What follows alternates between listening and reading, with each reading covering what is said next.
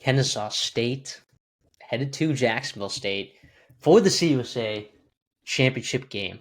Two coaches in their first year, right? Charles Kelly, Jerry Mack. I mean, already paying dividends. We talked about both those coaches in the offseason. You were pretty high on Jerry Mack. I was a little bit higher on Charles Kelly. And now we're here. And they're squaring off year one of Jerry. I mean, look, the Charles Kelly situation, sure, you had some stuff you had to replace, but what Kennesaw State was as a program last year is wild. A lot of people thought that their coach should not have gotten fired. Here we are, Jerry Mack, a year later, playing great football, man. Playing great football. You looked at that week one matchup against Wake Forest, where Wake Forest squeaked out a win, and we're like, man, Wake Forest must be bad. And then Wake Forest finishes 8-4 in the ACC with some seriously big wins, screwing up some ACC title hopes for some teams. And Kennesaw State here in the CUSA championship game. Look, Amari Odom is playing good football. Feels like they got the right quarterback in there. Both of these teams coming off of series thrillers just a week ago. Kennesaw State against Liberty, Jacksonville State against Western Kentucky to clinch their spot in this game. What are we looking at in this spot, CD? I mean, the line we're going to be picking at is Kennesaw State minus 2.5, which we'll get to that. Feels crazy that Jacksonville State is a dog in this one. Yeah, just wild. You talked about these coaches here with Kennesaw State. Obviously, athletic director Milton Overton got a lot of slack.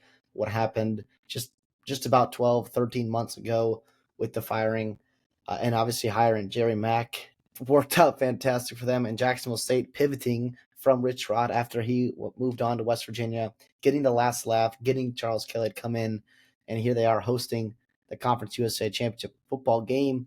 These two teams played each other just a couple weekends ago, right? It was November 15th. Jacksonville State hosted that game and won by 9, 35-26. Handed Kennesaw State their first conference loss. Of course, Amari Oda, Dexter Williams, both those quarterbacks played a good amount, and they threw a lot of interceptions. They had some fumbles. It was a mess there for Kennesaw State offensively in terms of keeping the ball, on their side. And of course, Caden Creel has just been a revelation here for Jacksonville State. The freshman from Fairhope, him and Cam Cook have been so dynamic. Think it back to the fantastic running games that Jacksonville State has had and became accustomed to with Rich Rod. They have carried that over here in year one of the Charles Kelly era.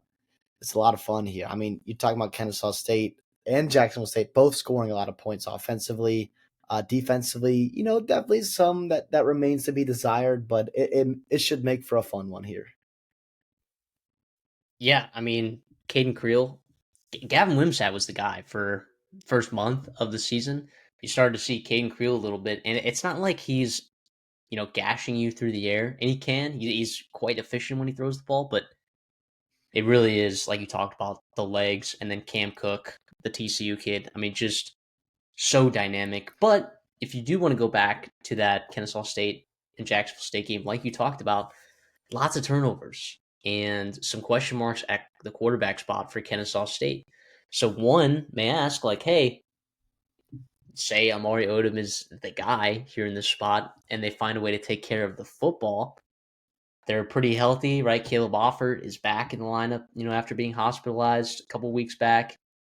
Maybe that played a bit of an impact in their game against Missouri State, which they ended up winning regardless. I mean, this is a solid Kennesaw State team. You got a lot of athletes. Gabriel Benyard was phenomenal in this game a few weeks back. He's a guy, former running back, converted to slot receiver.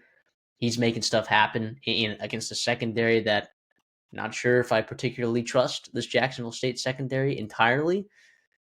It's going to be about who can make the plays and when, right? You saw a couple explosive plays in this game a couple weeks back. You've seen explosive plays from both of these teams as a means of scoring points.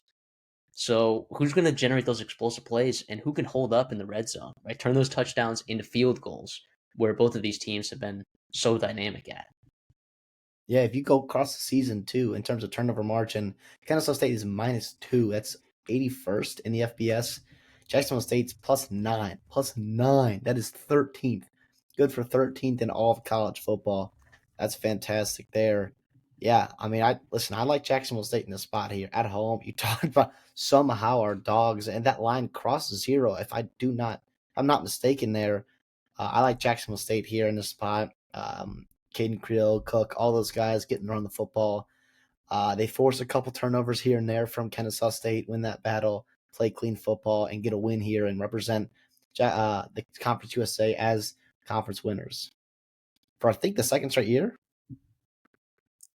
Yeah, they won it last year against Western Kentucky and went to, what was that, the Myrtle Beach Bowl or the Cure Bowl The Cure against Bowl. Ohio, and almost won that game in a epic comeback fashion. Came up a little bit short there, but I'm with you. I'm taking Jacksonville State plus 2.5. I get, where you look at these metrics and you're like, whoa, like if, again, like with the turnover margin with Jacksonville State, like if all of a sudden in one particular game, that turnover margin isn't in your favor, yeah, things could go maybe a little bit sideways. I just don't know if I trust Kennesaw State to stop. As bad as Kennesaw State's secondary has been, it's not like their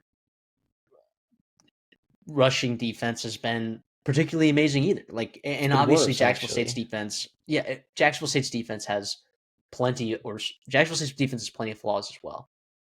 But Kennesaw State's defense, like I don't know, I like what they have in the front seven. Like from a pass rushing perspective, they got some dudes up front and some linebackers. I mean, probably 3, maybe 4 guys in that front seven that could potentially get all conference nods at the end of the season. It just hasn't necessarily translated to stopping teams on the ground, which Jacksonville State, I mean, both Caden Creel and Cam Cook had over 100 yards in this game last time. Now, what also helped you was a Gavin Wimsatt 65-yard touchdown, in that game. A little, there's room for Kennesaw State to make up ground in this game against Jacksonville State. I'm just a little bit confused why Jacksonville State at home is a dog. So I'm with you. Jacksonville State plus 2.5 and a win is the pick for me. Hello, Matthew here with the Redshirt Sophomore. I'm here to invite you to our 2025-2026 Redshirt Sophomore Bowl Pool. That's right.